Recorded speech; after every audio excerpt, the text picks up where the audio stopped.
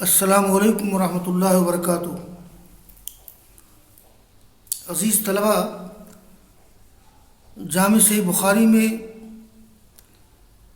غزوہ فتح مکہ سے متعلق ابواب چل رہے ہیں۔ اس سلسلے میں کئی ابواب کا درس ہو چکا ہے۔ آج باب نمبر 51 ہے، جس کا عنوان ہے بابن۔ امام بخاری رحمہ اللہ کبھی کبھی مطلق طور پر عام انداز میں بابن عنوان قائم کرتے ہیں، یعنی اس باب کا تعلق کسی خاص چیز سے نہیں ہوتا ہے، لیکن جس غزوے کی بات چل رہی ہے تو اس غزوہ سے اس باب کی احادیث کو کچھ مناسبت ہوتی ہے۔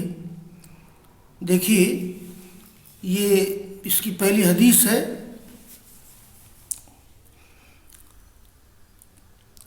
قال امام بخاری رحمہ اللہ حدثني محمد بن بشار قال حدثنا غندر قال حدثنا شعبہ عن منصور عن ابی الضحى عن مسروق عن عائشہ رضی اللہ عنہا قالت كان النبي صلی اللہ علیہ وسلم يقول في ركوعه وسجوده سبحانك اللهم ربنا وبحمدك اللهم اغفر لي۔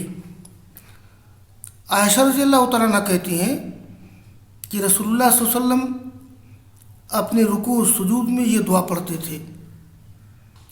ویسے تو رکوع میں عام طور پر سبحان ربی العظیم اور سجدہ میں سبحان ربی الاعلیٰ پڑھا جاتا ہے، اور بھی کئی دعائیں ہیں، سبحان قدوس رب الملائکۃ والروح، اور یہ بھی دعا ہے۔ تو رسول اللہ صلی اللہ علیہ وسلم رکوع و سجود میں یہ دعا پڑھتے تھے، یعنی رکوع میں بھی سجدہ میں بھی، سبحانک اللہم ربنا و بحمدک اللہم اغفر لی۔ اے اللہ، ہم تیری پاکی بیان کرتے ہیں، اے اللہ جو ہمارا رب ہے، اور تیرے حمد کے ساتھ اے اللہ ہمیں بخش دے۔ یہ اس ٹکڑے کو غزوہ فتح مکہ سے کیا مناسبت ہے؟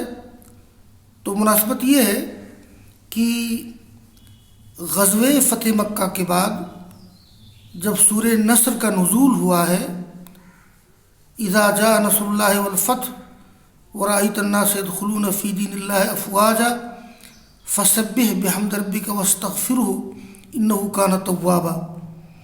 تو رسول اللہ صلی اللہ علیہ وسلم کا یہ عمل غزوہ فتح مکہ کے بعد ہوا ہے، جب آپ پر سورہ نصر کا نزول ہوا ہے۔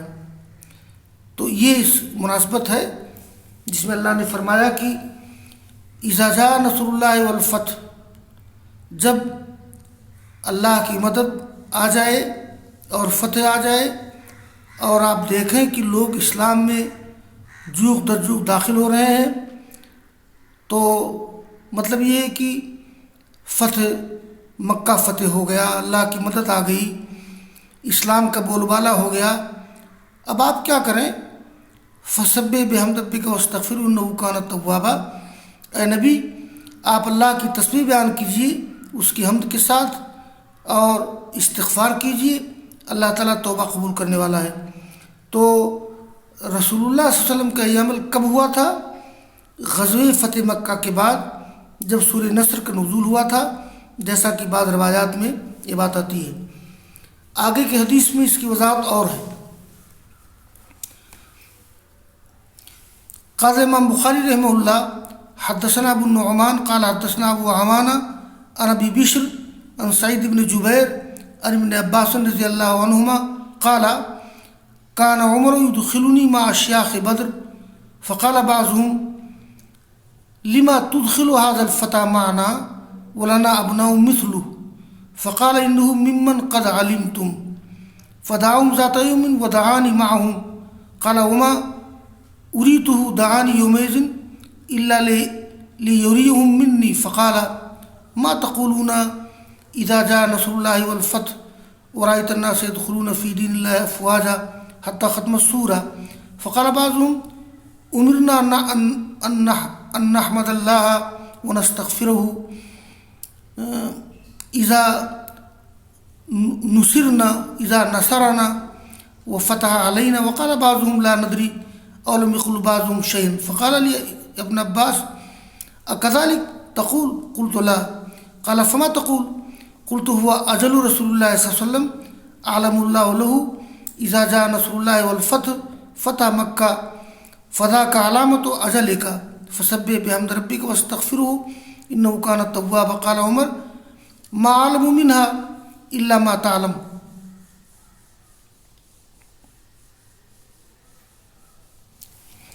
یہ ابن عباس رضی اللہ تعالیٰ عنہ کہتے ہیں کہ عمر رضی اللہ تعالیٰ عنہ مجھے بدر کے بوڑھے صحابہ کرام کے ساتھ داخل کرتے تھے. یعنی ابن عباس کو عمر فاروق بڑی عمر والے صحابہ کرام کے ساتھ بلاتے تھے، داخل کرتے تھے. تو کچھ لوگوں نے کہا کہ آپ کیوں اس نوجوان کو ہمارے ساتھ داخل کر رہے ہیں اور ان کی طرح ہمارے بھی لڑکے ہیں؟ تو عمر فاروق نے کہا کہ انہو ممن قد علمتم، یہ ان لوگوں میں سے جس کو تم جانتے ہو.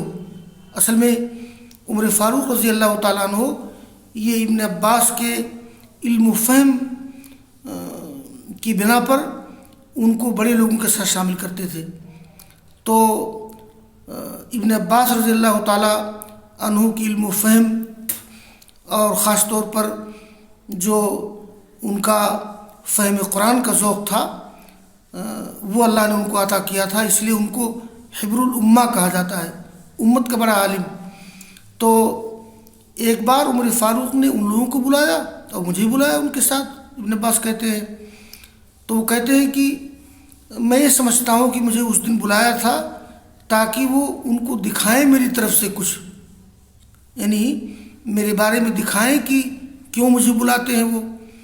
تو عمر فاروق نے کہا صحابہ کرام سے آپ لوگ کیا کہتے ہیں اس سورہ کے بارے میں، اذا جاء نصر اللہ والفتح ورأیت الناس يدخلون فی دین اللہ افواجا، اس سورہ کا کیا مطلب ہے؟ پوری سورت ختم کی انہوں نے فسبح بحمد ربک واستغفرہ انہ کان توابا. تو بعض لوگوں نے کہا کہ ہم کو حکم دیا گیا کہ اللہ کی تعریف کریں، اس سے استغفار کریں اس لیے کہ اس نے ہماری مدد کی ہے، ہم کو فتح عطا کی ہے. کچھ لوگوں نے کہا کہ ہمیں معلوم نہیں، اور بعض لوگوں نے کچھ نہیں کہا. تو ابن عباس کہتے ہیں کہ عمر فاروق نے مجھ سے کہا کہ اے ابن عباس اکذالک تقول، کیا تم بھی اسے کہتے ہو؟ تو میں نے کہا کہ نہیں. عمر فاروق نے کہا کہ آپ کیا کہتے ہیں؟ تو میں نے کہا کہ اصل میں اس سورہ میں رسول اللہ صلی اللہ علیہ وسلم کی موت کی خبر دی گئی ہے کہ اب آپ کی موت قریب ہے. ہوا اجل رسول اللہ صلی اللہ علیہ وسلم، اجل کے معنی موت. تو دراصل اس میں رسول اللہ صلی اللہ علیہ وسلم کی موت کی خبر دی گئی ہے. اللہ نے آپ کو باخبر کیا ہے کہ جب اللہ کی مدد آ گئی، فتح آ گئی، فتح مکہ، یہ آپ کی موت کی علامت ہے، آپ کا وقت پورا ہو گیا. اب آپ کیا کیجئے؟ تسبیح بیان کیجئے اپنے رب کی حمد کے ساتھ، اس سے استغفار کیجئے، انہ کان توابا. عمر نے کہا کہ ما علم منہا الا ما تعلم، کہ اس سورہ کے بارے میں جو تم جانتے ہو میں بھی وہی جانتا ہوں. یہ ما اور اللہ سے حصر کا معنی پیدا ہو جاتا ہے. تو یہ ابن عباس رضی اللہ تعالیٰ عنہ نے اس سورہ کے تعلق سے جو اللہ نے ان کو فہم قرآن عطا کیا تھا اس کی تفسیر کی انہوں نے. اور آگے کی ایک روایت ہے، یہ قال امام بخاری رحمہ اللہ حدثنا سعید بن شرحبیل قال حدثنا الليث عن المقبری عن ابی شریح العدوی انه قال لعمرو بن سعید وهو يبعث البعوث الى مکہ اذن لي ایها الامیر وحدثك قولا قام به رسول الله صلی اللہ علیہ وسلم الغدا من يوم الفتح سمعته اذنایا وواه قلبی وابصرته عینایا حينما تكلم به انه حمد الله واثنى عليه ثم قال ان مكة حرمها الله ولم يحرمها الناس لا يحل لامرئ يؤمن بالله واليوم الاخر ان يسفك بها دما ولا يعضد بها شجرا فإن أحد ترخص لقتال رسول الله صلى الله عليه وسلم فيها فقولوا له إن الله أذن لرسوله ولم يأذن لكم وإنما أذن له فيه ساعة من نهار وقد عادت حرمتها اليوم كحرمتها بالأمس وليبلغ الشاهد الغائب. فقيل لأبي شريح ماذا قال لك أمر؟ قال أنا أعلم بذلك منك يا أبا شريح إن الحرم لا يعيز عاصيا ولا فارا بدم وفارا بخربة. قال أبو عبد الله الخربة البلیہ. یہ اس میں غزوہ فتح مکہ کا ذکر ہے. بس اس مناسبت سے امام بخاری نے یہ پوری لمبی روایت ذکر کر دی ہے. ابو شریح ادوی وہ کہتے ہیں کہ انہوں نے کہا عمرو بن سعید سے. یہ عمرو بن سعید کون ہے؟ عمرو بن سعید اموی قریشی. یہ مدینہ کے امیر تھے یزید رحمہ اللہ کے زمانے میں، اور یہ مکہ کی طرف فوج بھیج رہے تھے عبداللہ بن زبیر سے لڑائی لڑنے کے لیے، اس لیے کہ عبداللہ بن زبیر نے یزید کی بیعت نہیں کی تھی. عبداللہ بن زبیر نے یزید کی بیعت سے انکار کیا تھا اور بہت سے حکومت کے باغی ان کے ساتھ ہو گئے تھے.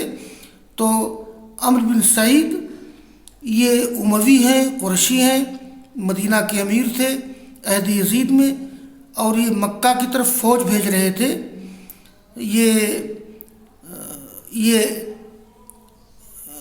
عبداللہ بن زبیر سے جنگ لڑنے کے لیے، اس لیے کہ انہوں نے یزید سے بیعت نہیں کی تھی. تو عمرو بن سعید چونکہ فوج بھیج رہے تھے مکہ کی طرف، جب مکہ فوج بھیجتے تو خوریزی ہوتی، تو اسی پس منظر میں ابو شریح ادوی نے عمرو بن سعید سے کیا کہا؟ وہ فوج کے ٹکڑے بھیج رہے تھے مکہ کی طرف. کیوں؟ لغزو عبداللہ بن زبیر لامتناعہ من مبایعۃ یزید، کہ ایذن لی ایھا الامیر.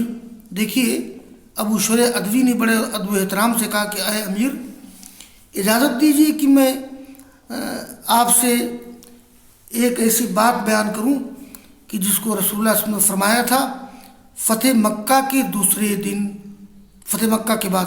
بس یہ مناسبت ہے. اس کو سنا میرے کانوں نے، اس کو محفوظ کیا میرے دل نے، اور دیکھا آپ کو میری آنکھوں نے جب آپ نے کلام کیا.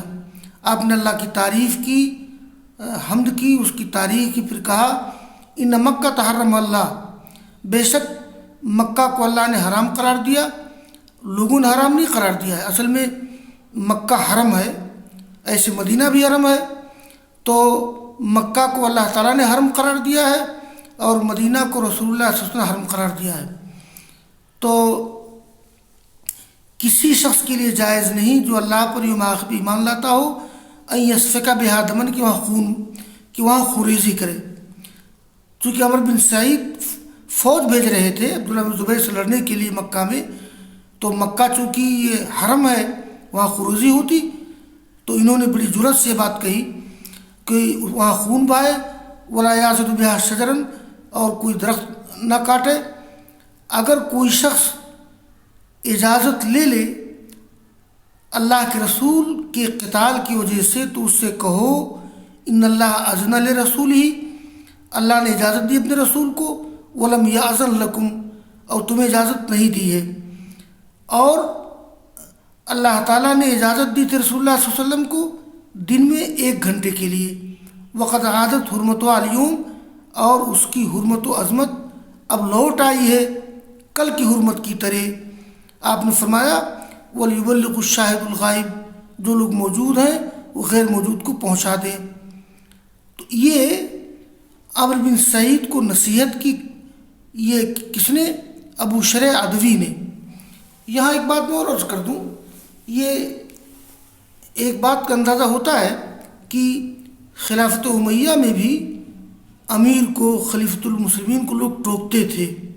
ایسی بات نہیں کہ لوگوں کی زبان پہ تالے لگا دیے گئے تھے، لوگ ٹوکتے نہیں تھے. جیسا کہ مولانا مولانا مودودی نے خلافت ملکیت میں یہ اتنی غلط منظر کشی کی ہے عہد اموی کی کہ عہد اموی کے آنے کے بعد لوگوں کی زبان پہ تالے لگا دیے گئے، لوگ حق بات کہہ نہیں سکتے تھے۔ بے شمار مثالیں اس کی ملتی ہیں کہ صحابہ نے، تابعین نے خلیفۃ المسلمین کو اور الگ الگ منطقوں کے امیر کو ٹوکا ہے۔ دیکھیں ابو شریح ادوی کس طرح سے بڑی جرأت کے ساتھ عمرو بن سعید کو ٹوک رہے ہیں۔ تو ابو شریح سے کہا گیا کہ ماذا قال لک عمرو، کہ عمرو بن سعید نے کیا کہا آپ سے جب آپ نے نصیحت کی؟ تو کہا کہ عمرو بن سعید نے کہا انا عالم بذلک منک یا ابا شریح، اے ابو شریح میں اس کو تم سے زیادہ جانتا ہوں۔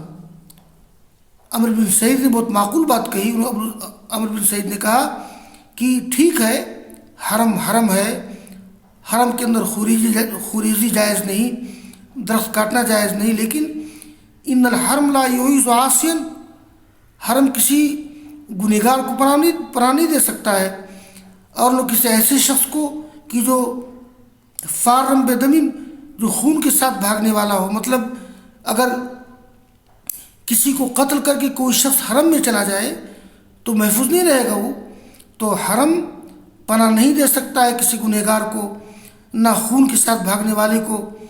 ولا فارم بخربۃ، الخربہ مانے فساد، بلیہ، اور فساد کے ساتھ بھاگنے والے کو، مطلب یہ ہے کہ کسی گنہگار کو، کسی قاتل کو یا کسی مفسد اور باغی کو حرم پناہ نہیں دے سکتا ہے۔